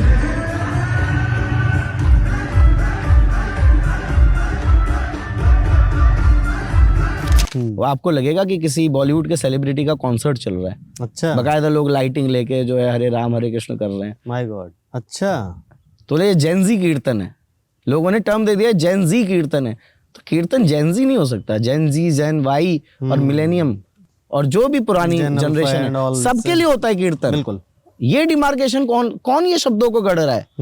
बाबा का मेला है, जेनजी कीर्तन है। कीर्तन उस विभूति के लिए है जो कि वहां पर आई हैं, उनको वो जो भजन गायक है ना, जो कलाकार है, वो भी आपकी तरह हमारी तरह है। मैं यहाँ पर बैठकर बोल रहा हूँ क्योंकि मुझे दो बातें मेरे बड़े बुजुर्गों ने बता दी है। तो हम केवल एक माध्यम है। अगर मैं आपसे कहूँ कि भाई बाबा तक जाना है तो मेरे थ्रू जाओ, तो यहीं पर पाखंड चालू हो गया। और इस पाखंड को हमें तुरंत, बाबा तो यहाँ बैठा है, बाबा यहाँ पर भी बैठा है, बाबा हर जगह बैठा है। हाँ। अब मैं कहूंगी नहीं बाबा से मिलना तो पहले 101 मेरे पर चढ़ाओ, यहाँ पाखंड चालू हो गया। करेक्ट। तो लोग क्या कर रहे हैं, कीर्तन में बाबा को पूजने की जगह उस कलाकार को पूज रहे हैं। एक अंतिम बात उसके बाद इस क्वेश्चन को, शायद कहीं ना कहीं यही एक रीजन है जो इस वजह से अभी जैसे जेनजीज की अगर हम बात कर रहे थे, सॉरी मैं थोड़ा सा आपको इसमें इंटरप्ट कर रहा हूँ। अभी जेनजीज को लेकर के जो बातें चलती हैं कि जेनजीज सवाल करते हैं, मुझे सबसे अच्छा जेनजीज का यही लगता है कि उनको पता है कि मुझे सवाल करना है, बट प्रॉब्लम एक आ जाती है जहाँ वो सवाल के जवाब मिलने के बाद उसको एक्सेप्ट नहीं करते। बिल्कुल बिल्कुल। ठीक है, बिकॉज वो इतना ज़्यादा, क्योंकि उनके पास टाइम नहीं है कि हम बैठ करके अपने पुराण पढ़ेंगे या हम बैठ करके अपने जितने भी हमारे लिखे हुए वेद हैं उनको पढ़ेंगे। उनको नहीं पढ़ना है, एक शॉर्ट कंटेंट उठाना है जहाँ से मैंने एक चीज़ सुन ली थी, अभी यहाँ पर हम इस बारे में ही बात करेंगे, राइट। लेकिन वो अच्छी चीज़ यही करते हैं कि वो सवाल करते हैं। अभी सवाल होने से सबसे अच्छी बात यह है कि उसका जवाब दुनिया में फैल तो रहा है। 10 नहीं मानेंगे, एक मानेगा, एक आज मानेगा, बाकी के 9 पर भी कहीं ना कहीं ये चीज़ लागू हो जाएगी, अपने आप मानने लग जाएंगे। वहीं पर आज हम लोग जब जेनजीज की बात करते हैं तो जिस तरह के कमेंट्स हम लोग बहुत देखते हैं, जिस तरह के सवाल आते हैं, मुझे लगता नहीं है कि कहीं से भी आगे चल के सनातन को लेकर के ये लोग बहुत ज़्यादा एग्रेसिव होने वाले हैं। बहुत बहुत कष्ट होता है और कहीं ना कहीं बहुत डर लगता है इस चीज़ से कि हम कहाँ जा रहे हैं। हमने किस तरीके की चीज़ों को पहले बोया था और आज जब फसल काटने का टाइम है तो फसल बहुत बर्बाद होती जा रही है। ये कहीं ना कहीं डर लगता है। बर्बाद तो इतनी होती जा रही है जी। अगर आप कीर्तन की बात कर रहे हो तो जो लोग बैठे हैं और जो बाबा का दरबार है, अब लोग क्या कर रहे हैं, ऐसे सर्कल बना ले रहे हैं कलाकार के चारों तरफ। तो यानी दरबार और लोग बाबा की तरफ पीठ करके कलाकार को ऐसे देखते हुए भजन सुन रहे हैं। हाँ, तो देव दरबार में तो पीठ दिखाने का कभी काम ही नहीं था। बिल्कुल। आपने सुना भी होगा कि अरे पीठ करके मत बैठो। इवन आप मंदिर से निकलते हो तो हमेशा सामने फेस करके फेस निकलना करके चाहिए, निकलते। पीठ करके कभी नहीं। आप उल्टे निकलो बाहर। हाँ, तो वहां तो पूरी पूरी रात कीर्तन में पीठ बाबा की तरफ करके कलाकार की तरफ मुंह करके बैठे रहते हैं लोग।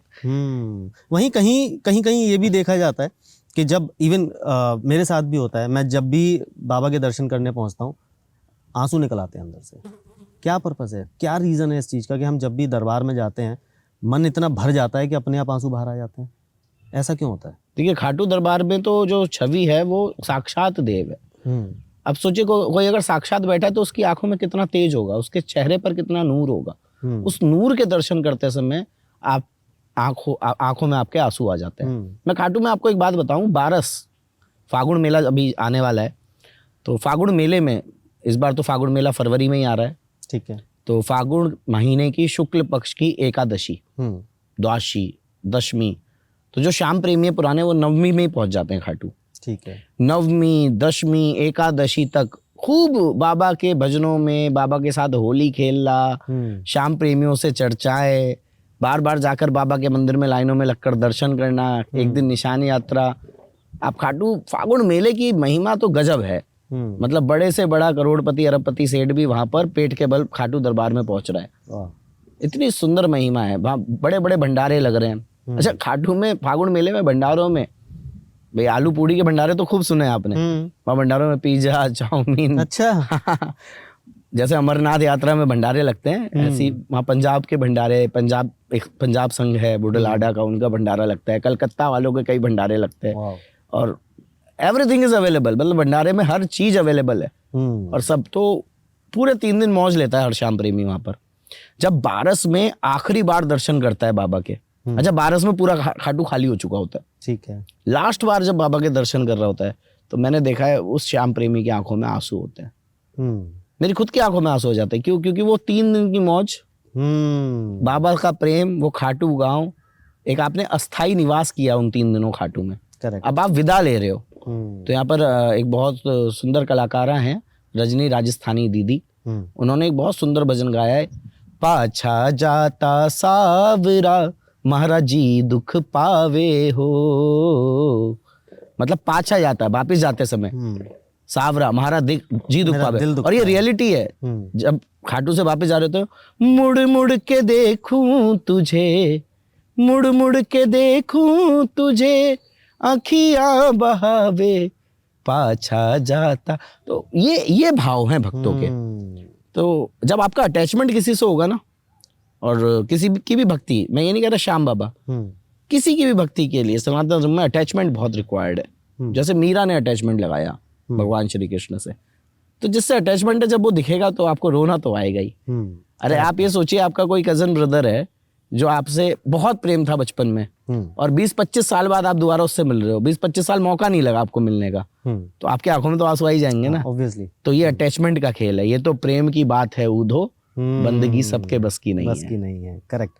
लेकिन अब जैसे हमने वहाँ पे दर्शन किए, बहुत लोग अभी घर पे ला करके भी खाटू श्याम जी की सेवा करते हैं, और उसके भी कुछ नियम हैं, किस तरीके से उनकी सेवा की जाती है, कब कब उनको स्नान कराना है, कब उनको नई पोशाक धारण करानी है, हर चीज़ के इसके भी नियम होते हैं।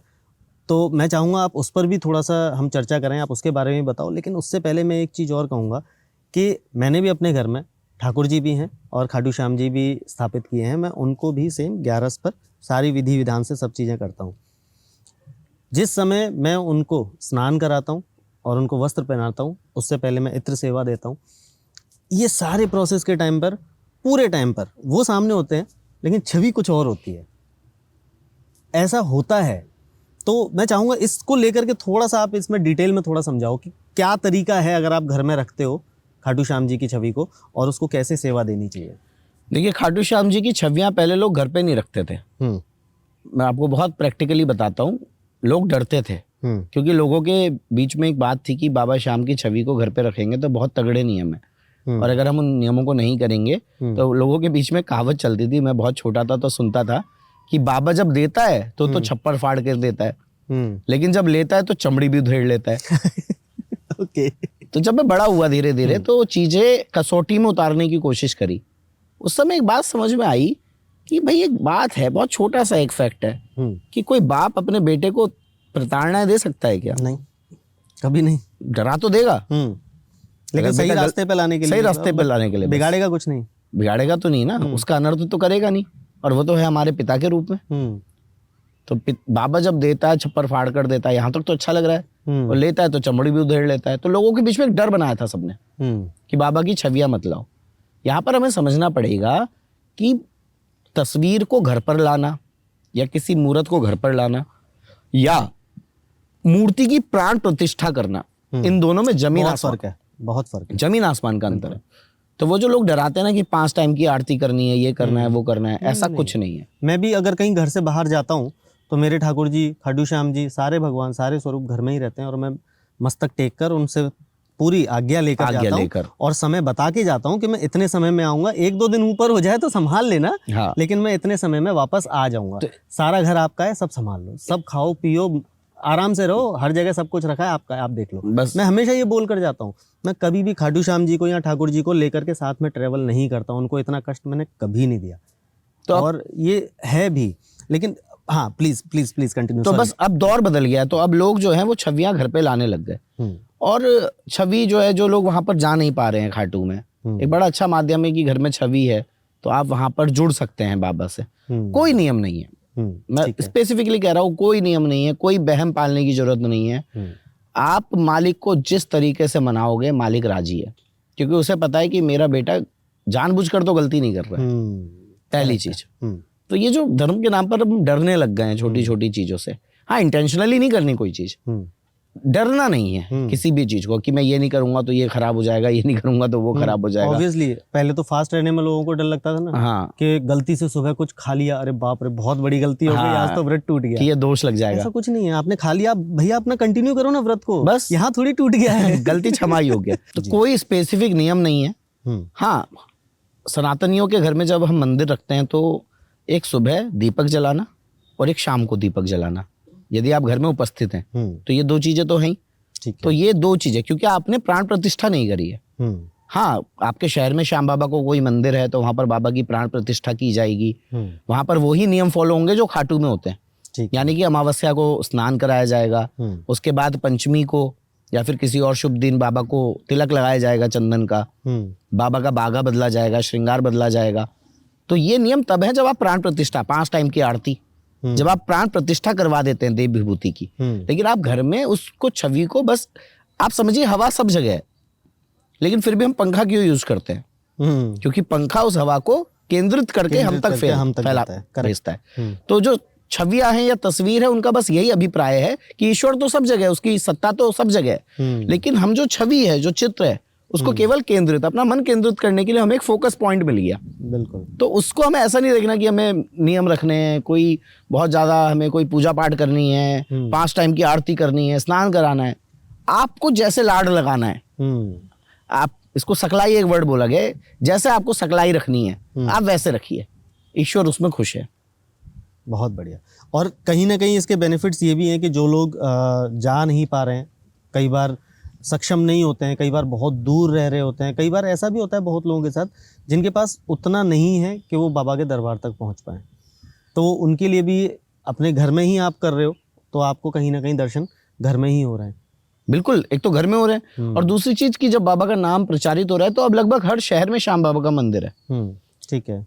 तो आप वहां जाइए ना, आप वही भाव लगाइए। अब आप देखिए खाटू में कुछ अननेसेसरी भीड़ भी बहुत बढ़ रही है, बहुत बढ़ रही है। क्योंकि भजन सिंगर्स क्या करते हैं, एकादशी के बारे में बोलना चालू कर देते हैं, क्योंकि भजनों के बीच बीच में बातें बहुत होती हैं, तो उसमें बोल दिया कि एकादशी में बाबा के दरबार जाओ, सब मिलता है।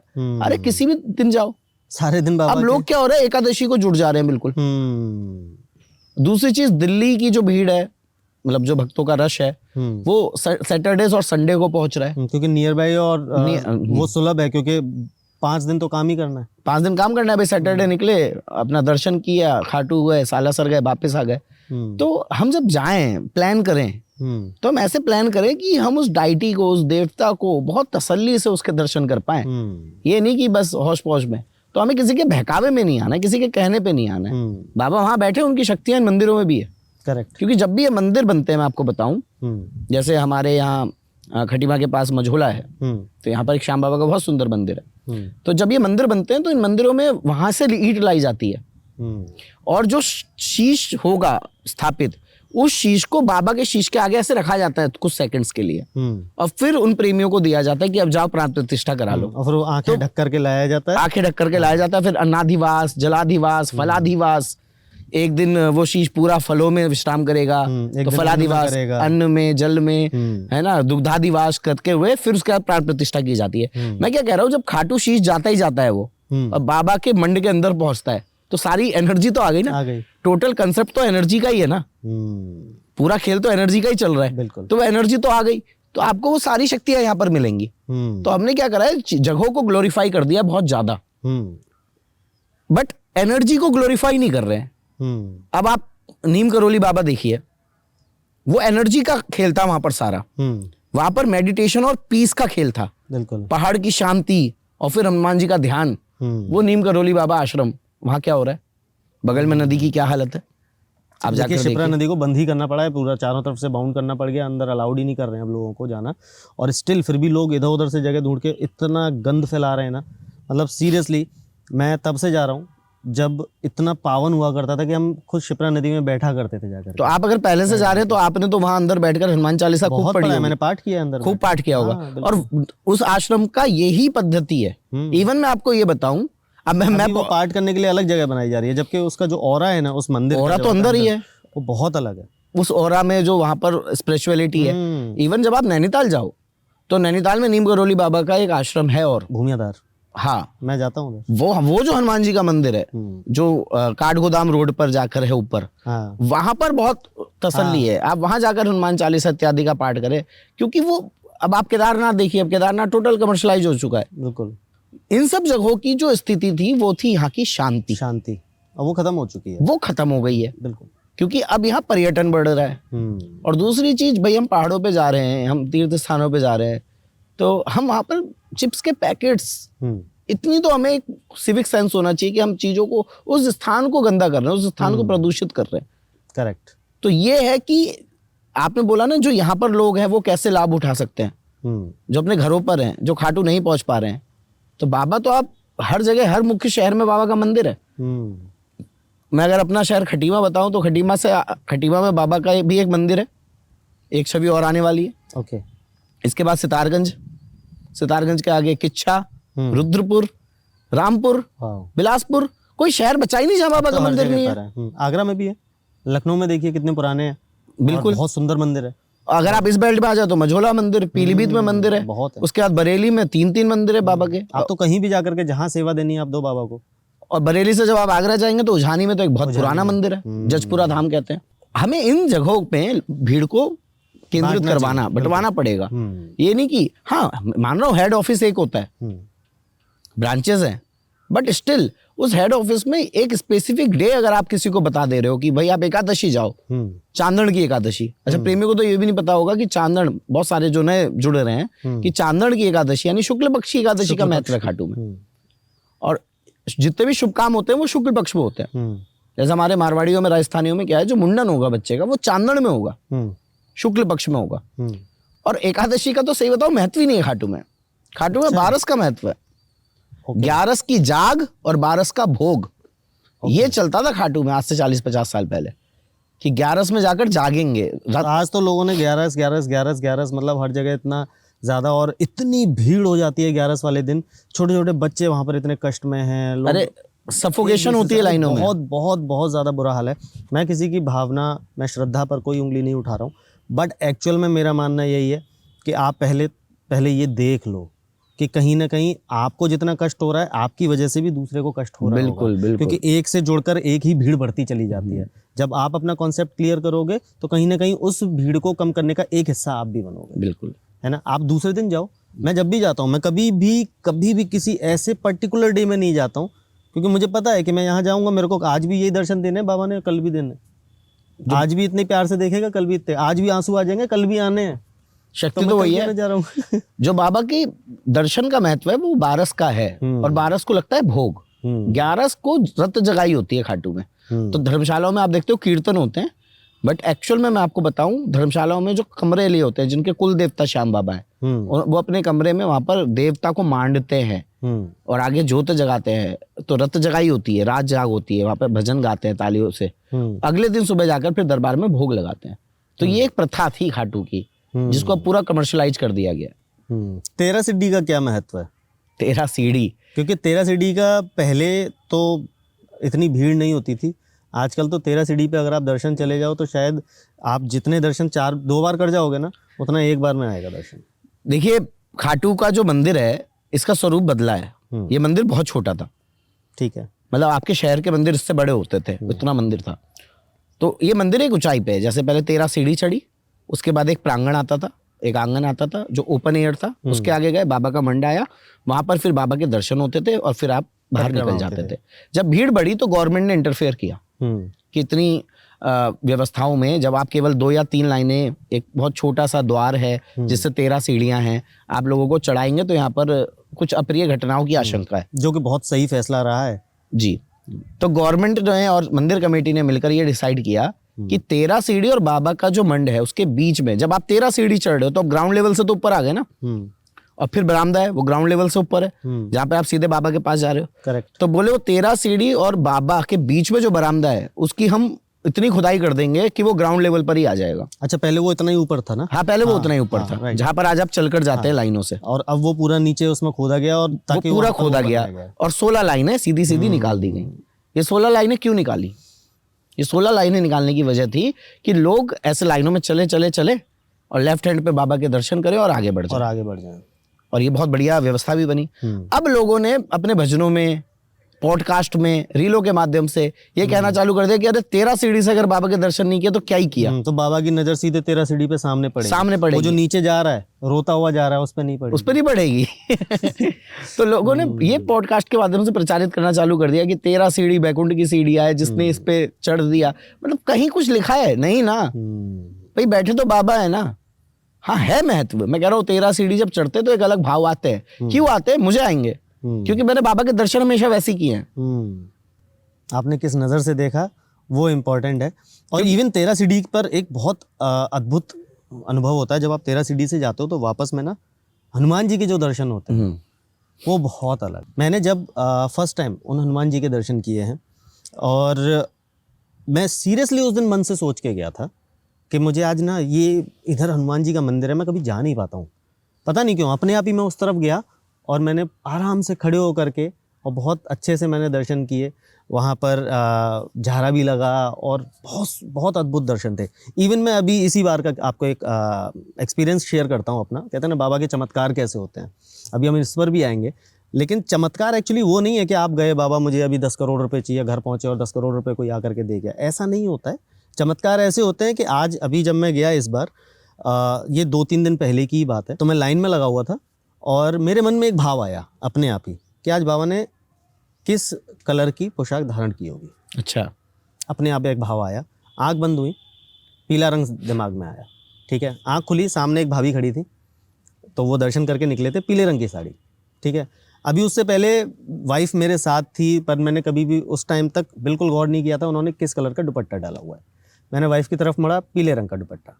मैंने वाइफ से पूछा, मैंने कहा आज बताओ किस रंग की पोशाक होगी, तो उन्होंने मुझे 2 कलर दिए, पीला और गुलाबी। मैंने कहा नहीं यार, पीली लग रही है मुझे, देखते हैं। आप विश्वास नहीं मानेंगे, अंदर पहुंचे, बाबा ने पीले रंग की पोशाक पहनी थी। तो ये है चमत्कार। इसका मतलब क्या हुआ कि इस बार उन्होंने आपको बुलाया है, आप तब सामने से दर्शन कर रहे हो और आपके अंदर उन्होंने वहीं से भाव जगाने शुरू किए। पहला चमत्कार। दूसरा चमत्कार, तो वहाँ पर बरगद का पेड़ है, जब 13 सीढ़ी पे जाते हैं तो बरगद का पेड़ है, तो वहाँ बहुत सारे नारियल और लोग मोर पंख और वो सब रख के जाते हैं। तो मेरा बड़ा मन हुआ देख करके, वहाँ एक मोर पंख रखा था। मैंने कहा यार बाबा का ना इस बार मेरे को मोर पंख मिल जाए, कैसे मिलेगा, बड़ा अच्छा लग रहा है देख करके। हम वहाँ से निकले, मेरी वाइफ को इतना सुंदर मोर पंख वहाँ से, सामने वो जो राधा कृष्ण का मंदिर है ना, तो उन महाराज जी ने वहाँ पर पकड़ा दिया और इतना अद्भुत है, इतना सुंदर है, मैं फोटो डालूंगा, वो बहुत सुंदर है।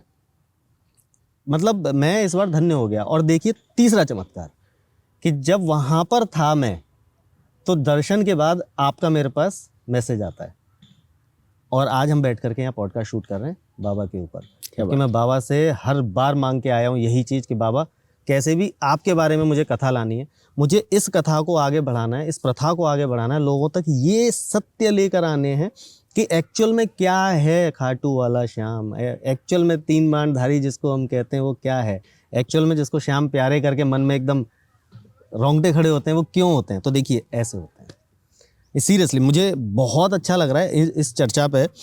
मैं एक और इसी दर्शनों पर ही मैं बात करना चाहूँगा। आजकल वीआईपी दर्शन को लेकर के बहुत कंट्रोवर्सीज चल रही हैं, ठीक है। मैं दोनों ही पक्ष में आता हूँ, मैं पहले ही ऑडियंस से ये बोलता हूँ, मैं उस कल्चर के पक्ष में भी हूँ और विपक्ष में भी हूँ, ठीक है। मैं उसको साफ करूँगा, बट पहले मैं चाहूँगा कि आप बताएं कि वीआईपी कल्चर की वजह से क्या होने लगा है। देखिए वीआईपी कल्चर मंदिरों में होना थोड़ा ज़रूरी है, बिल्कुल हम इसको डिनाई नहीं कर सकते, ठीक है, लेकिन वो होता है प्रोटोकॉल।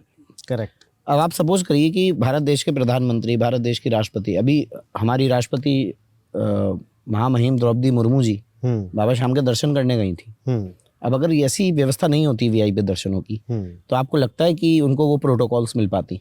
बिल्कुल नहीं। तो प्रोटोकॉल के लिए वीआईपी दर्शन, और प्रोटोकॉल भी सेट होना चाहिए कि किनको मिले, फिर राज्यों के मुख्यमंत्री को मिल सकता है, तो वहां तक तो ठीक है। अब क्या हो रहा है कि मान लीजिए किसी के इंस्टाग्राम में 2 मिलियन फॉलोवर हैं, अब वो खाटू जा रहा है, तो खाटू में क्या है, वो पुजारी परिवार से संपर्क कर रहा है और उसको वो प्रोटोकॉल दे दी जा रही है। उसका कंटेंट क्या है, वो क्या बना रहा है, करेक्ट, उसके फॉलोवर कौन है, किस तरीके से उसने प्रसिद्धि पाई है, किसी ने जानने की कोशिश करी? करेक्ट। केवल और केवल क्योंकि इंस्टाग्राम पे 2 मिलियन फॉलोवर हैं, और आप मतलब आजकल जेन जी बहुत सारे वर्ड्स यूज करते हैं, मैं वो यूज तो नहीं करूंगा, मतलब उन्हें आप, और उसमें भी वो जाके वीडियो बना रहे हैं, फोटो खींच रहे हैं, और आप बना नहीं कर रहे। अभी आपने एक वीडियो देखी होगी कि बाबा श्याम के दरबार के आगे जाके एक इंसान 100 के नोटों की गड्डियां निकाल कर एक एक करके गिन कर डाल रहे हैं। आप अलाउ क्यों कर रहे हो ये सब चीजें? बाबा को क्या दिखा रहे हो? अरे वो आप लोग जो लेकर गए वहां पे, उसकी रील में मिलियन व्यू आ गए, उसका तो एजेंडा सेट हो गया। यही मांगने आए थे। अरे वो तो एजेंडा सेट करने गया था कि देखो मैं बिल्कुल खाटू दरबार में जाकर, और जो मैंने कि ये मुझे बाबा, बाद में बहुत सारे उनके वो भी आए, वीडियोस आए कि नहीं मैं तो ये दिखा रहा कि बाबा ने मुझे दी, मैंने बाबा को एयरपोर्ट कर दी है कि मैं तो भंडारे कराता हूँ। वो कराते भी हैं, ठीक है, बहुत चीजें कराते हैं, बट उस प्लेस की जो गरिमा है, जो मर्यादा है, वो ऐसे थोड़ा ना हो पाएगी, वो मेंटेन करके हो पाएगी। करेक्ट, बिल्कुल। श्याम कुंड की महिमा है ना, आज श्याम कुंड की तो हालत मत पूछिए।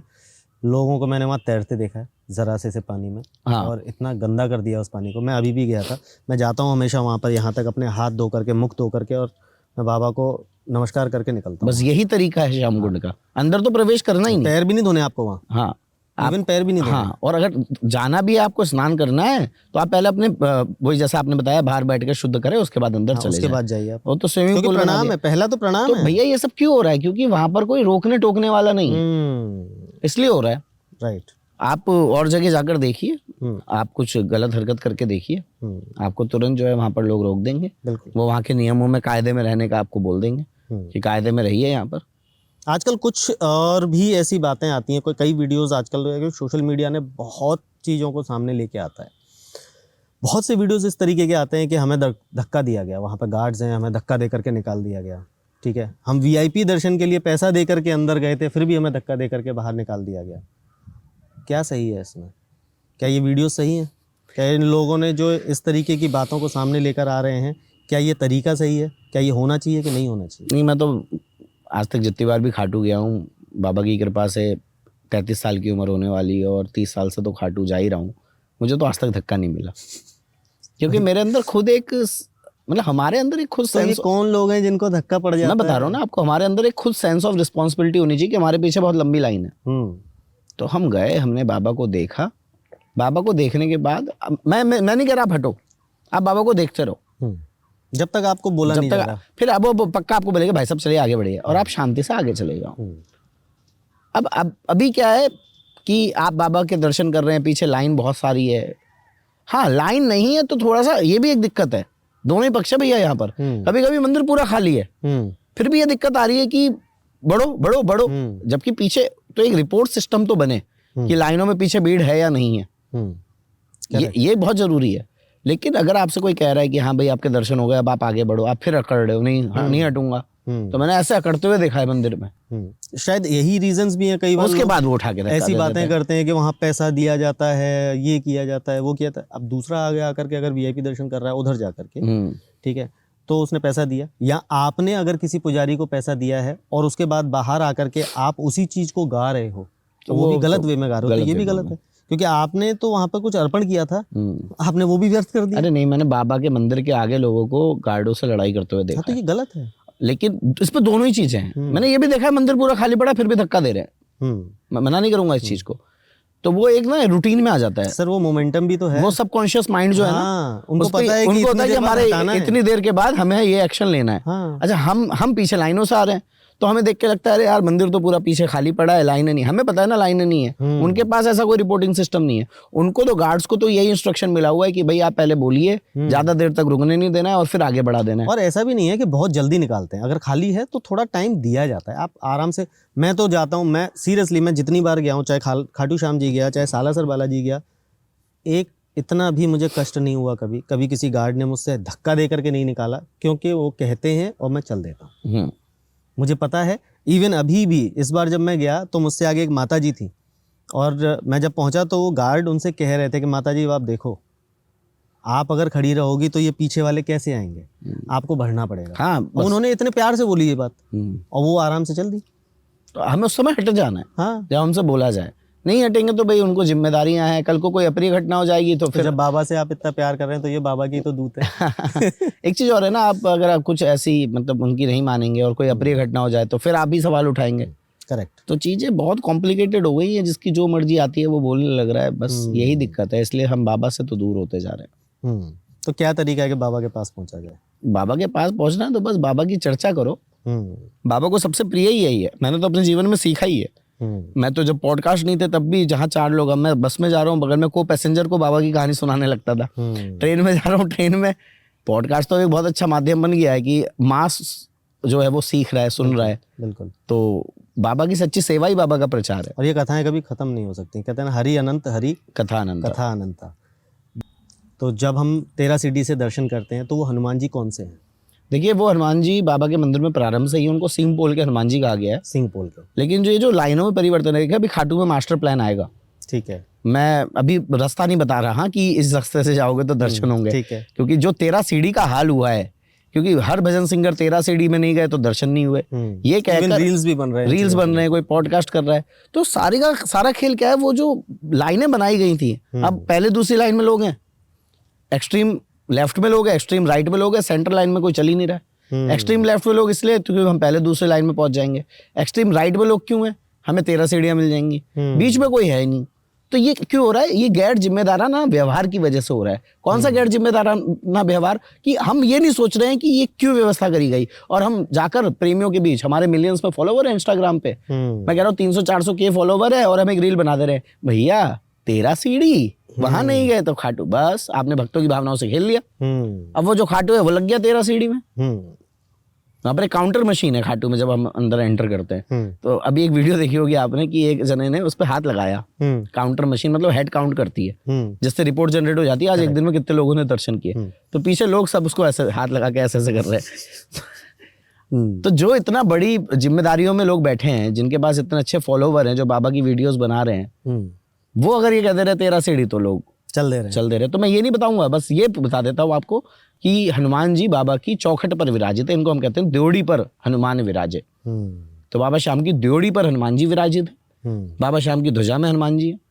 और अभी मास्टर प्लान आएगा, तो जितना मुझे सुनने में आया है, वो जो 16 लाइनें हैं, उन्हीं लाइनों में कुछ ऐसी व्यवस्था की जाएगी कि इस मंदिर को फिर विधि विधान के साथ उन लाइनों के एंड पे लाया जा रहा है। बहुत बढ़िया। दोनों मंदिरों को, हनुमान जी का मंदिर भी, और वो जो छतरियां हैं मंदिरों की, वो वहां रखी भी हैं। अगली बार खाटू जाओ आप ध्यान देना, सीधे लाइन में दर्शन करना। वो जो लाइन है, और लाइनों में चलते लेफ्ट में बाबा देखे आपने, राइट पे जाओगे तो 2 छतरियां रखी हैं। उन छतरियों में आगे चल के वो गोविंद देव जी का मंदिर, जहां से आपकी वाइफ को वो मोरपंख मिला, वो, और वो हनुमान जी का मंदिर, वो दोनों वहां पर शिफ्ट होंगे। और अभी तो खाटू का नक्शा कितना बदलेगा आप देखिए। तो जो कथाएं स्कंद पुराण की बात करी, बहुत जल्दी एक पुस्तक मेरी आने वाली है। बहुत बढ़िया। तो आपके दर्शकों से मैं निवेदन करूंगा कि जब भी वो पुस्तक हम लॉन्च करेंगे तो अमेजॉन और फ्लिपकार्ट इस पे वो अवेलेबल रहेगी। तो उसमें हम ऑथेंटिक स्टोरी जो आप लोगों ने विभिन्न पॉडकास्ट के माध्यम से सुनी है, तो उसको हम एक टेक्स्ट में लिख रहे हैं। आपकी जब भी वो पुस्तक आएगी हम एक पॉडकास्ट फिर करेंगे। हाँ ठीक है बिल्कुल। क्योंकि कहते हैं ना कि ये तो हरी चर्चा है, ये तो कभी खत्म नहीं हो सकती। ये जितनी बढ़ेगी उतना अच्छा है। और कहीं ना कहीं हम भगवान के इस चीज़ के लिए, ठाकुर जी के, खाटू श्याम जी के, सालासर बालाजी के, हर रूप के भगवान के हम बहुत ज़्यादा आभारी हैं कि उन्होंने इस लायक बना दिया कि हम इस चर्चा को इन कैमरास के माध्यम से दुनिया तक ला पा रहे हैं। बिल्कुल। और बहुत अमन जी, इतना आनंद प्राप्त हुआ है आपके साथ। कल से मैं हूँ यहाँ पर, और कल रात से ही आपने हर तरीके से हमें, मतलब कहते हैं ना कि हर तरीके की कथा हमें बताई है।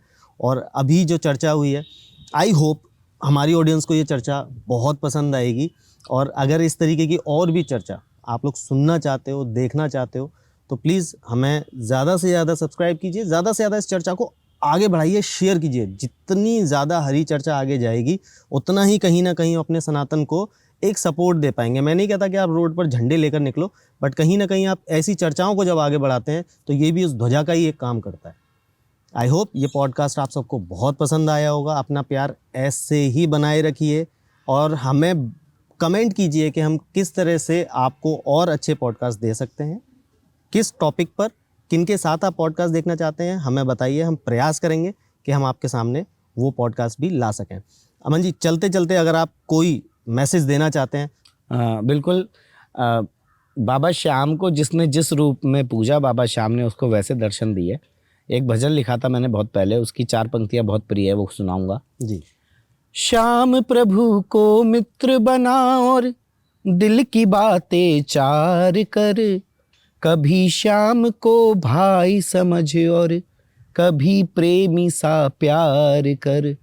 किसी ने समझा श्याम पिता और श्याम किसी की माता है, तुझको कैसी फिक्र सताती, श्याम से तेरा नाता है, श्याम से तेरा नाता है।